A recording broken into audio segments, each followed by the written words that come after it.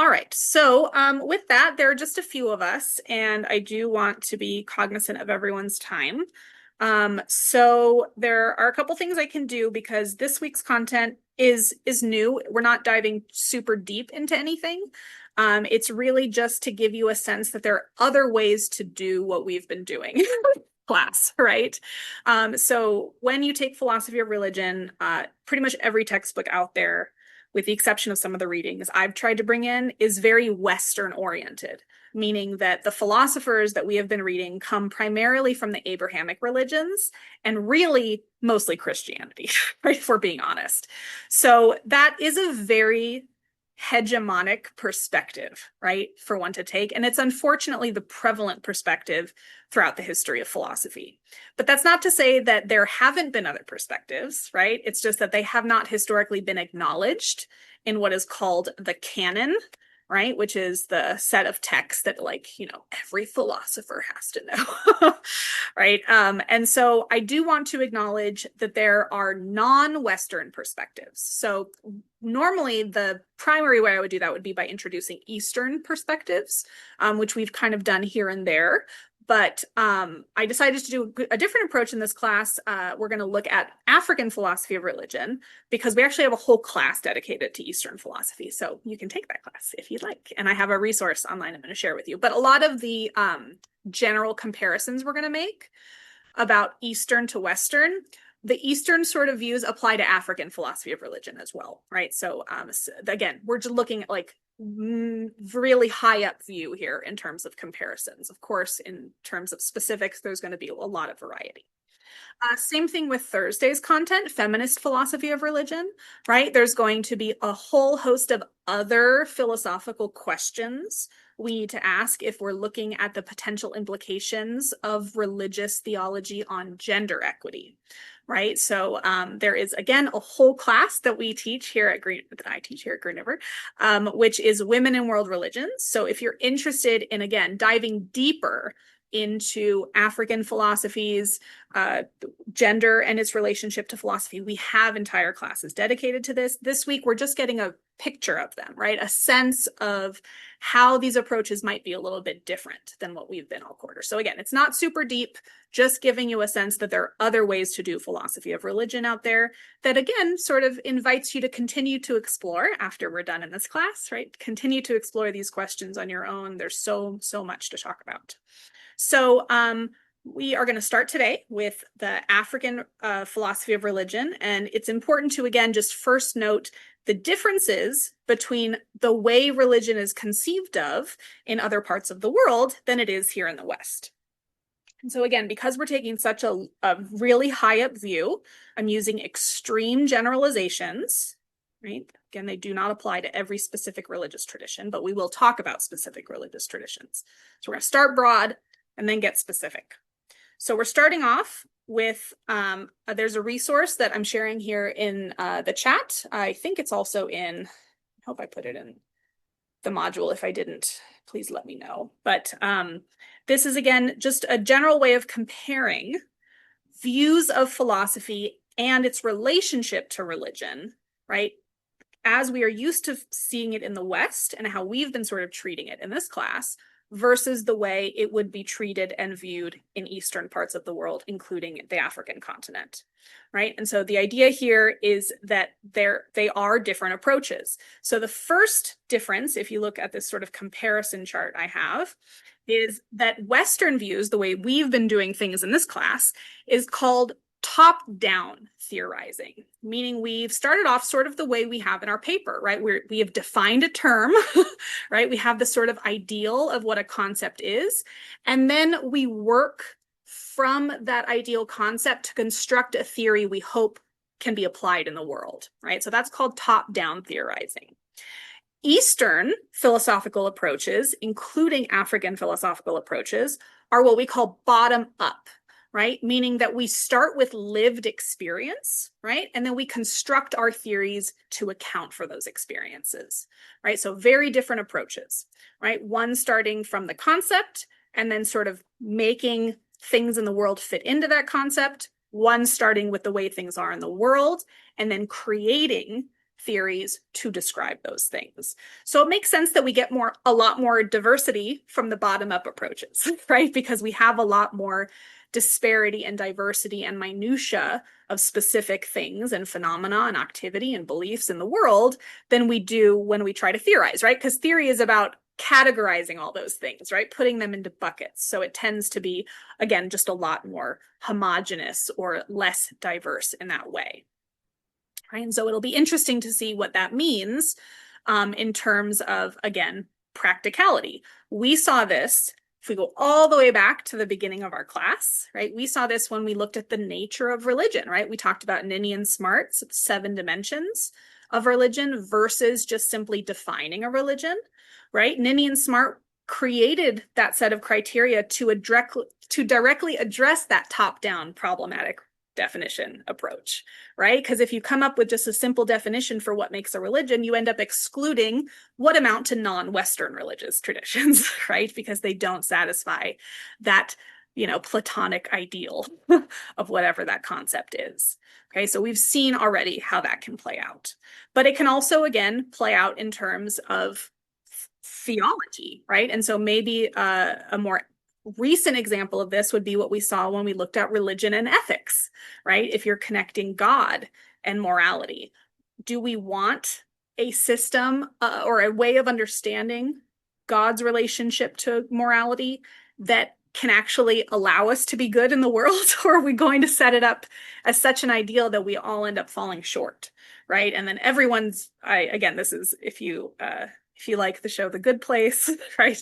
This is the problem with their system, is that like no one ends up in the good place, right? It's just absolutely impossible, the standards by which we are measuring goodness, right? So what is that relationship? Are we basing things off of the way people are or off of some ideal of how we imagine them to be, right? So top down versus bottom up, very, very different.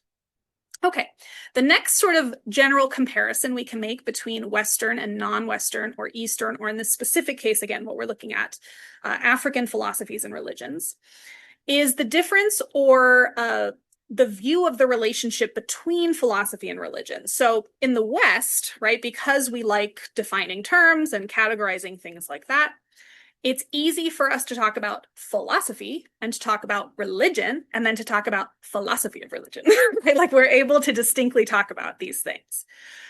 In Eastern parts of the world, that sort of disconnect or compartmentalizing of things wouldn't make sense, right? Because the philosophy and the religions overlap so much, you cannot separate them, right? Which is often why you'll hear Western people say of Eastern traditions, oh, well, Confucianism and Buddhism, it's not a religion, it's a way of life, right? Okay, right? Like, yeah, it doesn't satisfy your definition of religion because it doesn't look exactly the same way and it doesn't function exactly the same way, because it is more embellished and deeply ingrained in every aspect of life, right? But that goes to part of the religious tradition, specifically the ethical conception of how we cultivate virtue, right? We can get into that. But again, different conceptions of what even the relationship is between philosophy and religion, right? In the West, they're seen as very opposed, right? We saw that when we looked at the relationship between faith and reason, right? There's a lot of contention historically between philosophy and faith, right? Religious faith. It's only recently that we've started to see those two blend together, right? And we tend to think that, okay, if you're doing philosophy of religion, you're probably just like a theologian or something. At least that's what a lot of philosophers who don't do philosophy of religion think, right? There's bias in philosophy, right? So like the philosophers of science will be like, oh, philosophy of religion is just a bunch of theists, arguing amongst themselves. Like, no, there are atheists in the mix, right? There are lots of people who do this, but we tend to compartmentalize it as its own thing. Whereas again, those distinctions are not going to be sensical when we look at Eastern traditions, right? The religious leaders are the philosophers. That is where the philosophy is happening. The practitioners are doing philosophy because they have to engage in decision-making and negotiating, right, with spirits on a day-to-day basis. So we see a lot more a sense of compatibility between faith and reason in non-Western systems.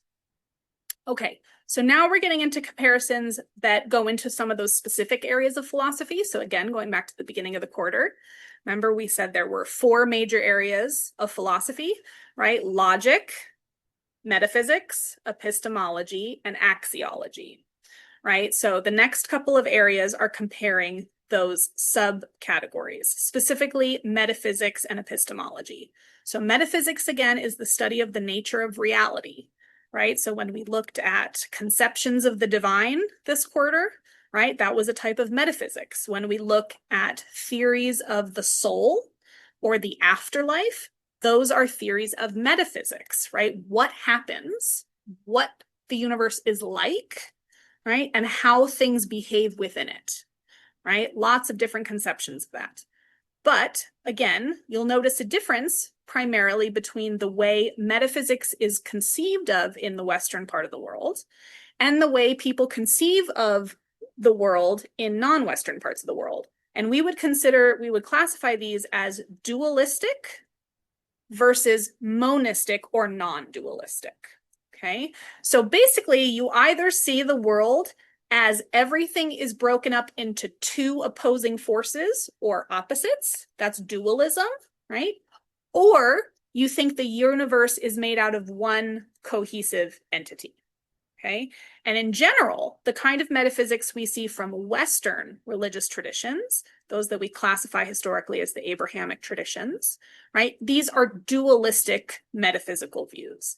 They conceive of 2 realms of reality, right? Much like we get from Plato in ancient Greece, right? And the idea is that these are distinct from one another. They oppose one another. One is dependent on the other. And this is ultimately how the Abrahamic traditions conceive of the relationship between God and everything in the physical world, right? This dualistic sort of perception. But it applies to everything, right? It applies to notions of right and wrong, right? There's good and evil, right? That these are 2 opposing forces. It applies to personal identity, right? A lot of Western metaphysics assume that there's only, a binary conception of gender, or that there's only 2 different ways of conceiving of time, right? Not including the present, right? But past or future, right? So we're going to see non-dualistic conceptions of these things from non-Western traditions. So what that means is that when we try to understand the nature of reality, we shouldn't understand things as disparate or disconnected. Instead, we should understand things as interconnected, right? Nothing is really separate from anything else, right? In its true nature or essence, which is why the interconnected relationships we have with one another are so important, right? Because we don't exist in a vacuum independently of other things, right? Our existence is deeply connected with everything else that exists in the universe, right? And so that's going to change, again, their views of other metaphysical things, like the sense of the self, right? We no longer see, or not no longer, but there was never what we would consider to be an individualistic sense of self in Eastern or African philosophies, right? And so this is most obviously characterized in the African notion of Ubuntu, right? So this is the idea that wellness, right, or any sort of goodness on a part of an individual is really only defined by how well the entire group is doing, right? So there's no sense of like an individual winning or losing, right? You either win or lose as a group, as a community. Everything is seen in the sense of how it affects everyone rather than just the individual, right? That's very opposite to what we are used to in the West. Everything in the West is about you, and how you are so special and so different from everybody else, right?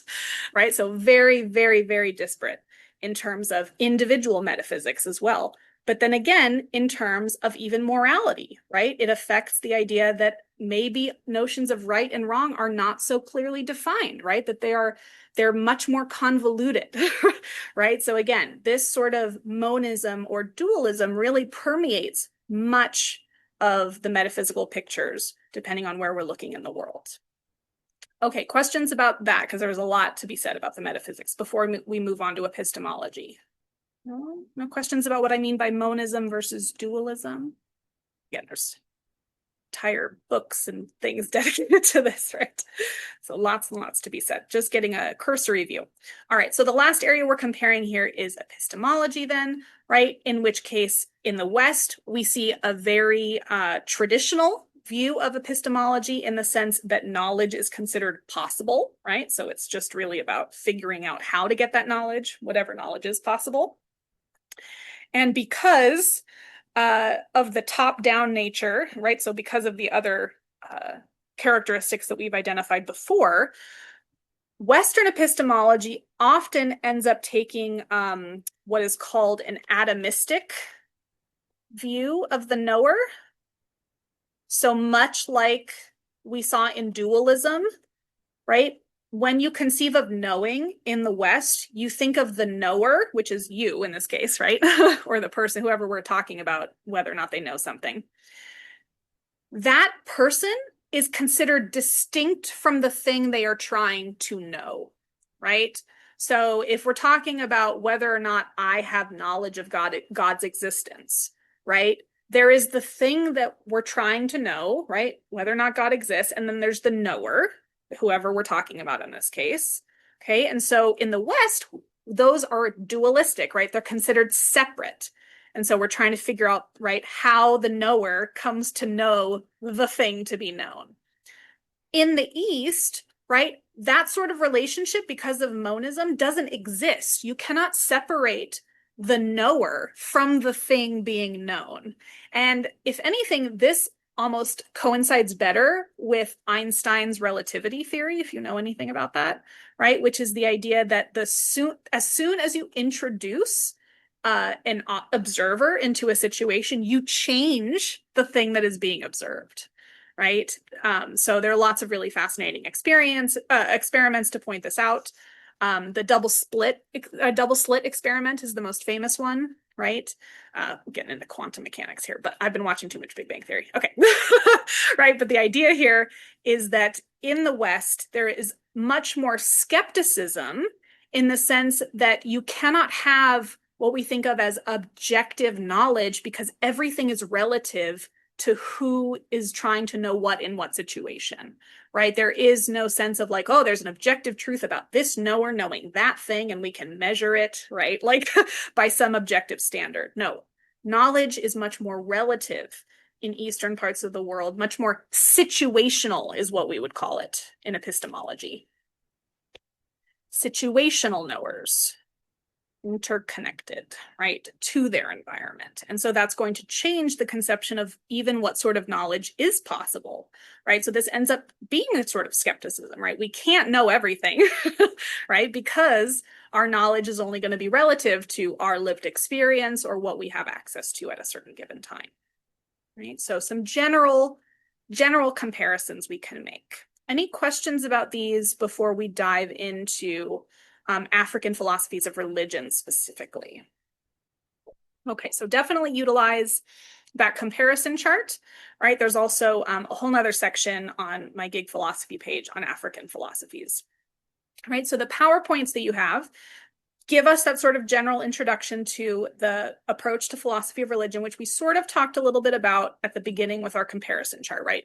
We can't really separate philosophy and religion when we talk about African philosophies of religion, right? So the philosophy and the religion, it's the same thing, right? It's not going to be separated in the same sort of way that we might see it separated in the Western analytic system, right? And so it's seen as part of the lived experience because, and unfortunately, especially in terms of recent experience, this hasn't always been the case, but in the last 1,000 years, because of the diaspora that the African people have faced, especially as a result of slavery, right? There's going to be a lot about African religious traditions that is a survival based, right? So it's not so much the same as like in the Jewish tradition where you could be a secular Jew, right? Because it's like a cultural identity as well. It's not quite like that, right, where you have one and the other, but it is so deeply ingrained in everyday life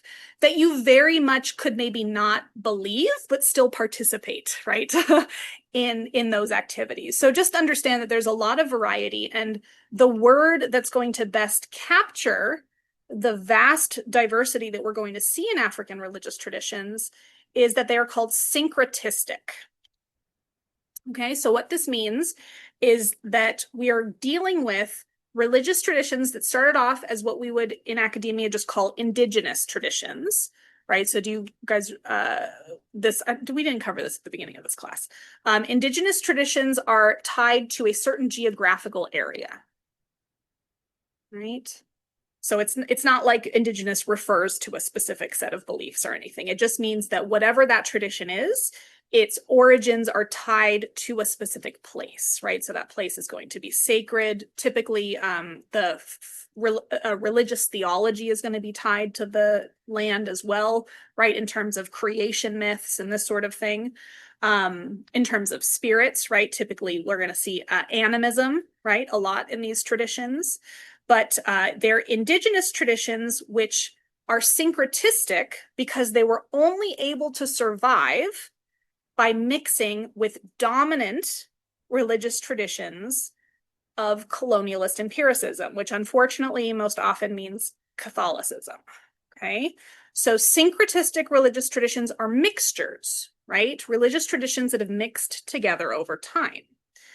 But elements of each of the original traditions remain, right? So what we specifically see are indigenous African traditions, right, of vast variety, because we're talking about people who were taken away from all over the African continent, right? So all of different indigenous traditions, different languages, right, different ritual practices, different beliefs, different names, right, for entities.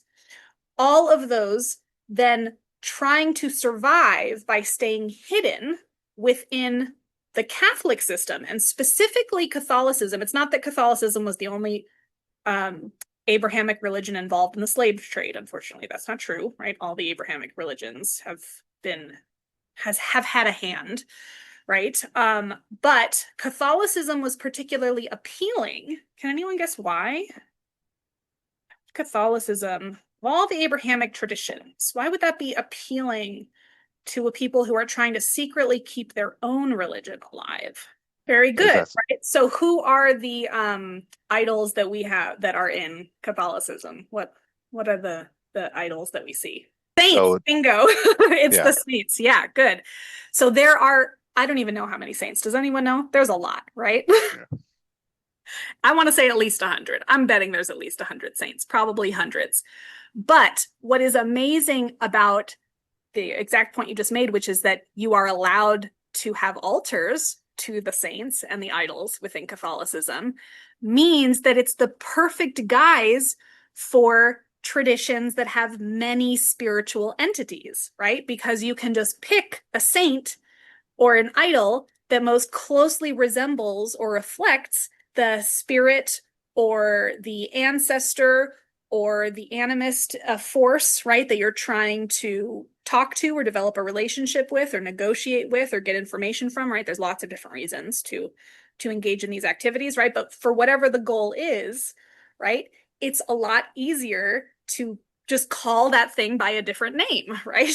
And still then be allowed to worship in public, right? Even though it's secretly for a different purpose. So again, these altars, you might have actually seen them and not even noticed it, because they might have like those common, dollar candles, right, from the grocery store that have the saints on them.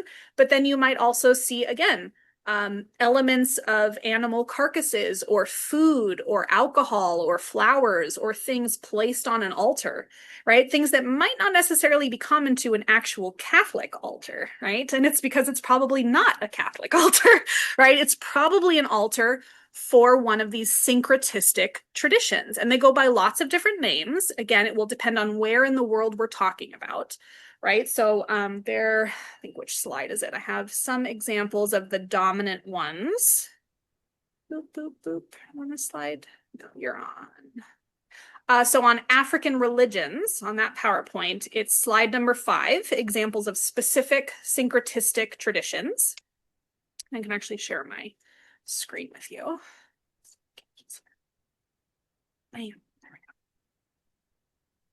Okay, and so Santeria, right, is what we're looking at specifically in Cuba, right, combining elements from West African religious indigenous traditions with Catholicism.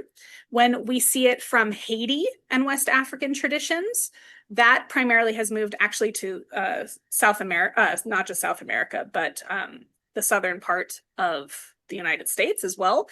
That is called Voodoo, or more accurately, Hoodoo. And then we see it by different names in Brazil and then Jamaica as well. And so Candomblé or Umbanda is what it's most often known by in Brazil. And then the Rastafarian movement in Jamaica, which includes some other elements of different Abrahamic traditions as well. Right? But so the idea here is that, again, these are all syncretistic because they kept indigenous traditions, spirits, and rituals alive, right, by masking them under a dominant religious Abrahamic tradition. Okay, so on the surface, it might be called something different, right, than the way that it is practiced in private, or the names that it goes by in private. And so this is, again, bringing us back to something we talked about at the very beginning of the quarter when we talked about Ninian Smart, right? Remember, his 7 dimensions could be broken up into 2 categories: those that can be studied from outside of a tradition and those that can only be known from within. Catholic religion. Yeah, syncretistic traditions are very much, in terms of the latter, things that there's only so much we can know about them from the outside, right? You'd really have to participate within the traditions to get a more accurate understanding. But the elements that they especially typically invoke from the Abrahamic traditions are those associated with mysticism or Gnosticism. So mysticism is, right? Typically, they're not the same thing. I didn't mean to make them equal to each other. Sorry. That's what I was trying to correct. 2 different words. Mysticism, right, is the typical use of some sort of altered physical state, right, to bring about a spiritual experience. So in the Abrahamic traditions, you might most be familiar with this in evangelical Christianity, fundamentalist Christianity, which will involve speaking in tongues. Maybe you've seen people do this on, maybe in a church or maybe on a documentary or something like this, right? They sort of start convulsing and, right, speaking in, it's called tongues. It's not an actual language, right? But it's said to be a dead language or a divine language or something like this, right? But it's this intense experience that, again, only the person having it, right, could really speak to what's going on. The Gnostic part is supposed to be what comes from the mystical part, right? So as, amazing and awe-inspiring as the mystical experience is itself, it's supposed to serve the function of giving us knowledge, right? So Gnosticism is the idea that knowledge from the divine is secret, right? It's only given to you through mystical experiences. So that's where the equal sign came in correctly. I was trying to show that they're related. They're not the same, right? But they are interrelated in these syncretistic traditions. So you'll often see a lot of rituals in syncretistic African traditions to involve mediumship, right? Where someone who is identified as a healer or a sensitive, right, is able to invoke or communicate with something in the supernatural realm, right? Something beyond what we can see with our current physical senses. Again, whether that be a natural spirit, an ancestral spirit, some sort of animistic force, whatever it is, right? The idea is that someone has to put themselves in a position to get that access, right? And so this will often, again, it could be dancing, it could be singing, often convulsing, right? But you'll see a lot of these types of activities in syncretistic worship, right? And the idea is, again, that you're bringing out an ecstatic experience to provide a connection, right, to another plane, to get information, to get favors, right? This type of thing. So again, I have an anecdotal example here. My former stepmother of mine, I didn't realize it at the time. She was Brazilian. That's all I knew. And I thought she was Catholic, but she always put a shot of tequila on the altar when she was praying to a particular saint, and she had these little offerings that she would explain to me what they were for, but it was so foreign to me from any sort of Catholicism that I had interacted with. So it's just important to know that this way of it's a much more personal relationship, right? It's much more individualistic. You don't necessarily have to have a medium, but it is helpful, right, to get aid or assistance with certain types of activities. So really, really fascinating. I encourage you to learn about, as many of the different traditions as you can. I definitely hope you look at the media for this week, which will give you a little bit of an insight into some of the spirit possession and things like this that I've been talking about. Okay, so it's probably pretty clear just from my mentioning, again, the indigenous origins of these traditions, but they obviously are much more reliant on oral transition, right?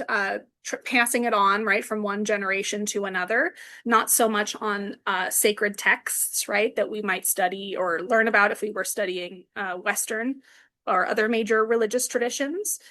So much more oral. And again, that goes to the Gnostic element, right? So it might even be the case that you have to be a part of a specific tribe or a specific community to get access to this information, right? The secret knowledge. It's not supposed to be shared with outsiders often, right? Things like this. So very sacred things that we can't always know as much from the outside.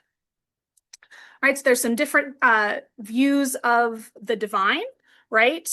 Or supernatural entities, right? The most often name we see for spirits or deities, the many that there are called Orishas. But again, we're dealing with people who have been forcefully removed, right, from their homelands, from their native languages, right? So trying to find common words across different parts of the world throughout different points of history. There's just be prepared for a lot of variety, right? These many different names, often the same deity, right, or spirit could go by different names depending on where in the world you're talking about, right? So just be prepared to not have a very clear set of terms, right, that's going to clearly capture everything. But the most common word we had for the spirits tend to be the Orishas. Okay, so there's some other terminology listed there on slide 7. Let's see what else.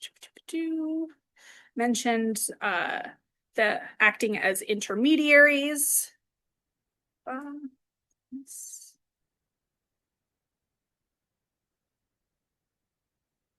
Okay, so another part of this might be clear if you know anything about tribes in Africa, but if you don't, the use of dance and song are often other ways of transferring knowledge, right? So every single movement of every dance, right, is going to carry with it specific information. And again, this is all geared towards survival, right? Passing on information that helps you and your people survive, right? So it's information about working with the spirits in nature such that you are fortunate with your agriculture, such that you're fortunate with your cattle rearing, such that you're fortunate with weather, right? Such that you're fortunate with health, right? And enough to eat and enough to drink and housing and right, anything that we need to survive. So it's very much about negotiating for those purposes. So one of the, I think a lot of the African symbolism in terms of the dances, I'm not sure why this is. Actually, I need to look into this more, but it's often associated with birds, certain birds of paradise. So you'll see the plumage of the birds, right, in the sacred ritual garments. And these all have specific meanings, again, depending on which tribe we're talking about, exactly which bird is being used, exactly how, what the ritual is with different things, right? That's all going to be dependent on which tribe we're talking about. But it's, again, all very much based in nature, based in your geographical location, based in your relationship with those things. Good. Guess the last thing I'll mention, I wonder if I should have it here now. All my books are back. I'm gonna remember where I put it. There's an amazing book I would recommend, and it's not long. Let me see if I can find it.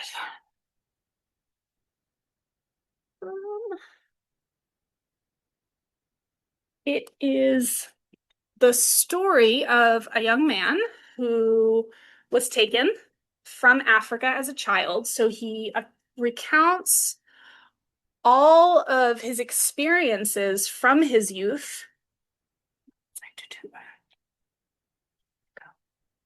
And he talks specifically about his father, who had some sort of spiritual sensitivity and who would be visited by a snake. And the snake would like basically have conversations with his father, so to speak. Not like that it would talk to him, but maybe this is going to sound woo-woo-y to some of you, but do any of you feel like you are able to converse non-verbally with animals, right? Like there's a way of acknowledging or sensing or communicating things to one another, right? I mean, you guys know about nonverbal communication even between humans, right? Eyes, I mean, any of you have pets, you give them the look, right? Or they give you the look, and you're like, I know you did something wrong, right? There's all sorts of nonverbal ways of communicating. And so it's just this fascinating account of that sort of experience from a firsthand.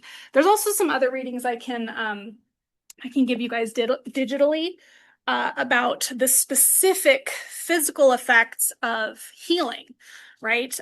So this is from a female healer, and she's talking about the process that she had to go through to learn how to be a healer, and the relationship that you have with the spirits and the gendered element of it, but like just how much of a physical toll it takes. So have any of you guys seen The Green Mile?